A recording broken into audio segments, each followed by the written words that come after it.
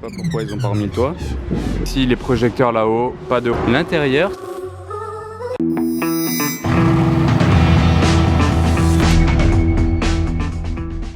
Hello everybody, this is Fipe et bienvenue sur un nouveau vlog de car spotting à Monaco. Vous spottez déjà quelque chose derrière moi, je vais vous le montrer dans 2 secondes. En tout cas, si déjà vous n'êtes pas abonné à ma chaîne YouTube, n'oubliez pas de le faire. Là-bas, il y a une belle couleur sur cette California T.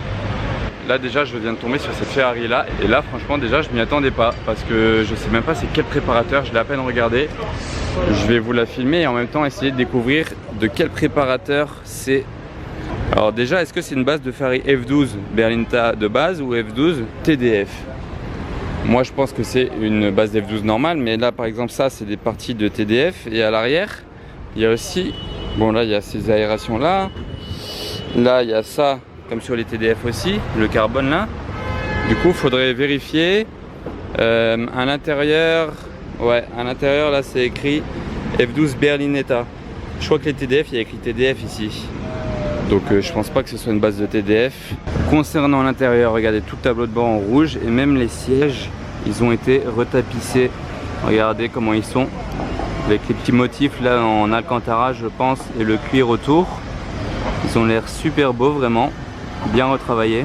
Les ceintures rouges même. Les jantes, c'est des jantes forgées. Et il y a le logo Ferrari au milieu, donc je sais même pas c'est de quelle marque. Encore une fois, je sais toujours pas c'est quel préparateur qui a modifié cette Ferrari. À l'avant, il n'y a rien marqué non plus. En fait, je crois qu'il a rien marqué nulle part. Même sur la lame avant carbone, qui est énorme, franchement, faut faire vraiment attention au trottoir, au dodane, à tout. Regardez tout ce carbone et comment ça dépasse. C'est vraiment agressif, mais il n'y a pas marqué la marque en fait. Les jantes, j'aime bien. L'aileron, alors là l'aileron, faut le montrer parce que on peut pas le louper en fait. Il est immense, ça fait un peu aileron d'Aventador, certains Aventador ont des ailerons comme ça. Et les pots d'échappement, regardez ça, peut-être du titane. En tout cas, la couleur, c'est rare d'avoir des échappements comme ça sur une F12. En tout cas, le bruit qu'elle doit faire, j'adorerais la voir partir ou la voir rouler dans la journée en fait, parce que je vais spotter toute la journée. Le bruit qu'elle doit faire, je suis sûr qu'il vaut le déplacement. Et puis derrière, en combo, rouge aussi, il y a une Maybach 57S avec une petite plaque essuie-tout. Donc déjà que c'est rare une Maybach 57S, surtout de nos jours en fait, mais celle-ci elle a une configuration vraiment unique. Elle est bicolore, rouge et grise. Et à l'intérieur pareil, les sièges gris sur piqûre rouge, carbone rouge dedans ici. C'est super rare, je sais pas si vous connaissez parce que c'est vraiment de l'ancienne génération. Ça à l'époque c'était à vendre genre 450 000 € neuf. Donc c'est vraiment pas rien du tout. Maybach 57S. Aujourd'hui Maybach, la marque à proprement parler, elle n'existe plus. Ils ont fait une sorte de partenariat avec Mercedes, il y a toujours les classes S Maybach, etc. Même les G Maybach. Mais Maybach, à proprement parler, en marque, ça n'existe plus. Leur logo, il est mythique. Maybach Music. Rick Ross, il adore cette marque, vous savez. Les jantes sont grises même. Et comme vous pouvez le voir, il y a un toit ouvrant. Mais c'est pas n'importe quoi comme toit ouvrant, c'était une option à l'époque. Je me demande si c'était pas 17 000 € l'option du toit ouvrant là. C'était vraiment énorme.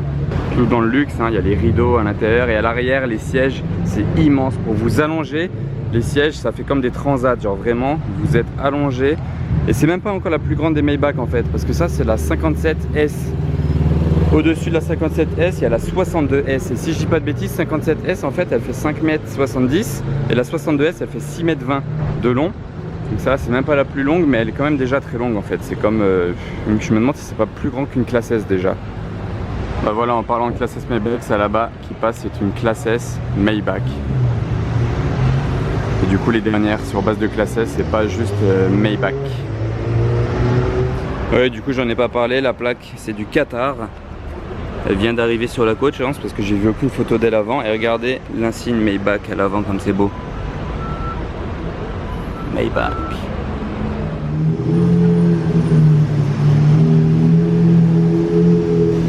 Il y a Batman qui passe là-bas en attendant. Et bon, pour en revenir à cette Ferrari là, je sais toujours pas c'est quel préparateur en fait. C'est pas Novitec, c'est pas Mansory. Est-ce que ce serait pas Onyx par hasard?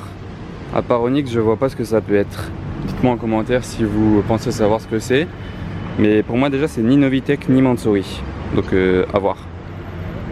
Et on arrive place du Casino devant l'hôtel de Paris. Il y a une SLS cabriolet, enfin SLS Roadster. Et regardez, ils ont pas remis le toit mais ils ont mis un parapluie. Je sais pas pourquoi ils ont pas remis le toit.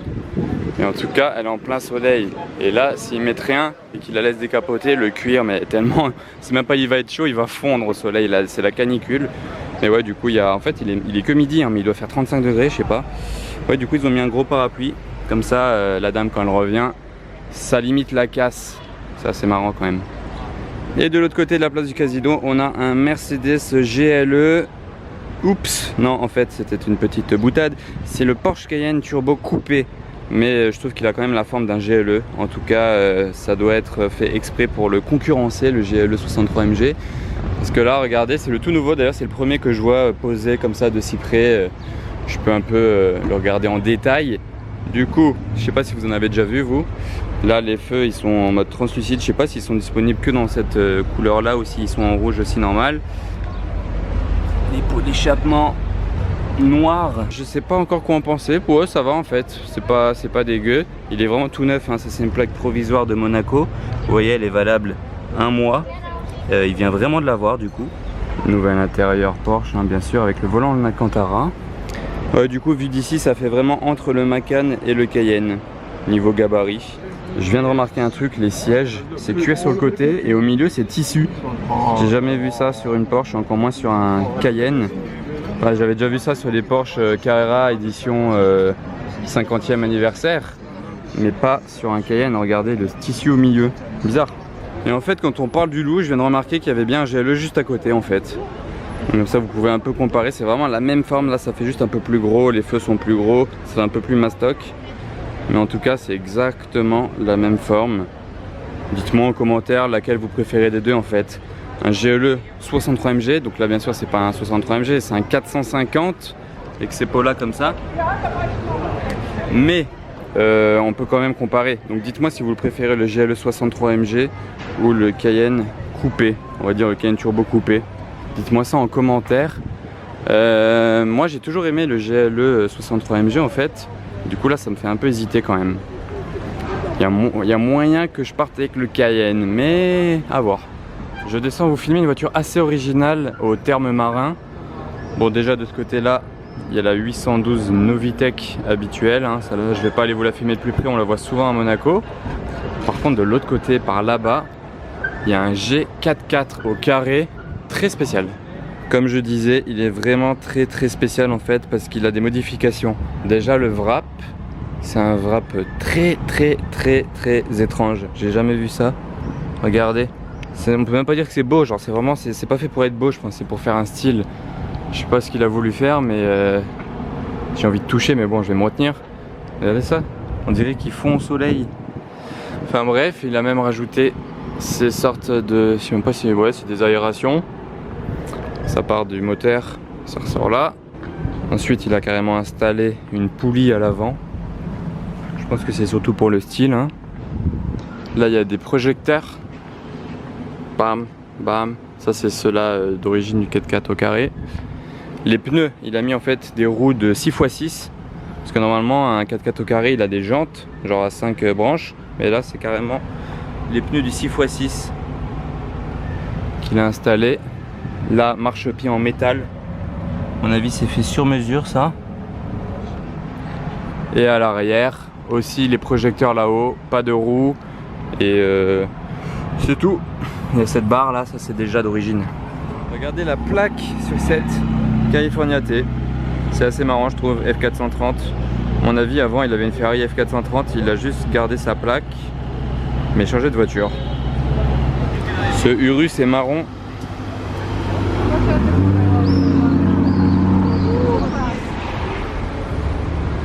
Classe 16 Brabus, jaune mat, les anciennes.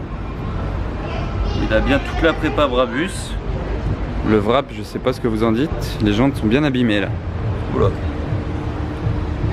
Il a dû prendre un bon trottoir lui. Le pneu ça va, mais la jante, faudrait la faire refaire. Hein. Là c'est pas joli par contre le capot comme ça. Passage au Yacht Club de Monaco, qui est juste derrière le port qui est là-bas. Parce qu'en fait, il y a une Lamborghini Miura verte, assez belle, même magnifique je dirais. Je suis pas trop voiture classique moi d'habitude, mais une Miura c'est quand même très très beau. C'est vraiment l'une des voitures les plus mythiques de chez Lamborghini. Plus dans cette couleur là, c'est vraiment sympa. En plaque ancienne 06. Peut-être que le client qui l'a acheté neuve l'a toujours depuis tout ce temps. Ce serait sympa. L'intérieur, ça se présente comme ça. Et regardez au milieu là-bas, il y a une sorte de motif. Je sais pas si c'est comme ça dans toutes les Miura. Voilà. Un taureau en pleine corrida. Boîte méca, bon, bien entendu, ouais, ça sent le vieux cuir, je le sens d'ici, alors que je suis à l'extérieur de la voiture bien sûr. Les sièges, l'appui-tête il est séparé comme ça, regardez le siège il est individuel et l'appui-tête il est là comme ça dans la voiture fixe. Les rétroviseurs, c'est vraiment pour dire qu'il y en a un parce que vous ne devez pas voir grand chose là-dedans. Ça c'est l'insigne de l'Automobile Club de Monaco. Et je vais vous montrer l'avant. Elle est posée un petit peu en shooting avec les roues tournées, regardez.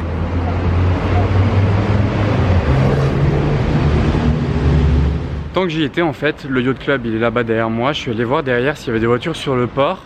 Et en effet, oui, il y a bien une voiture, pas n'importe laquelle, en plus je ne l'ai pas filmée depuis super longtemps. Elle est déjà sur ma chaîne YouTube. Là c'est vraiment des méga yachts. Là, il y a carrément des brumisateurs sur ce voilier, regardez ça, j'ai trop envie d'aller me mettre en dessous. Parce que là il fait super chaud. Des brumisateurs tout autour. Et du coup, on arrive à la voiture en question, enfin aux voitures en question parce qu'il y en a deux.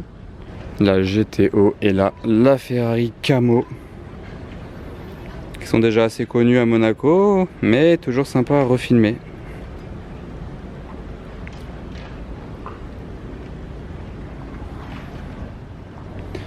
Voilà, donc vous voyez ces plots là, la personne qui gère les voitures, enfin qui surveille les voitures là, qui est debout là-bas devant le yacht, m'a dit que je pouvais les enlever sans rien que je demande. Du coup j'ai enlevé les plots de tout autour des voitures. Et c'est plus sympa pour faire des photos pour Instagram. Vous pourrez retrouver sur mon Insta qui s'affiche à l'écran. Moi ce que j'adore sur cette La Ferrari aussi c'est l'intérieur, parce que les sièges ils sont bleus, le cuir bleu, ça c'est top.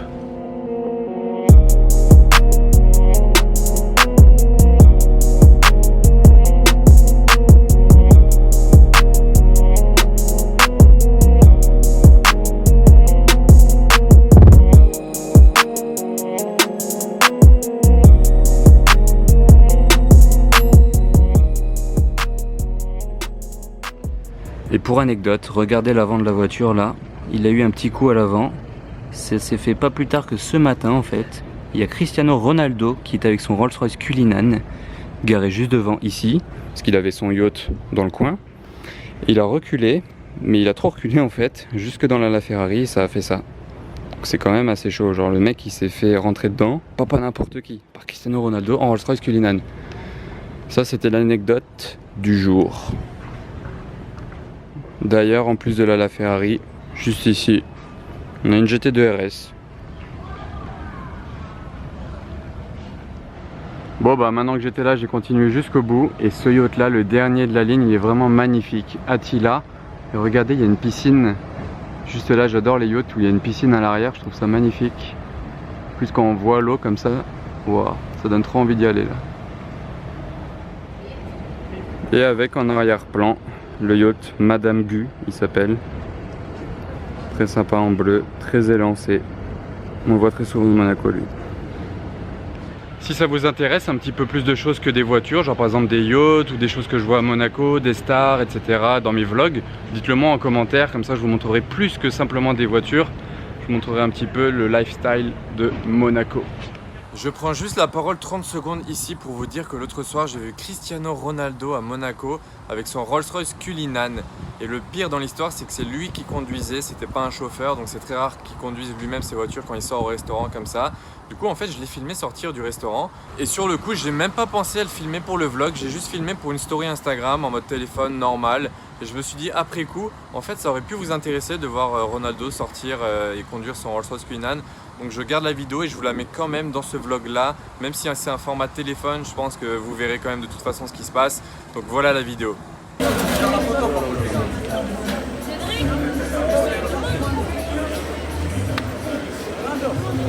This is my birthday. Just one picture. A big fan of you, Ronaldo. Cristiano, just one. It's my birthday. Just one. Please. Cristiano. Cristiano, this is my birthday. Just one picture. Can. Beaucoup de bon? Da.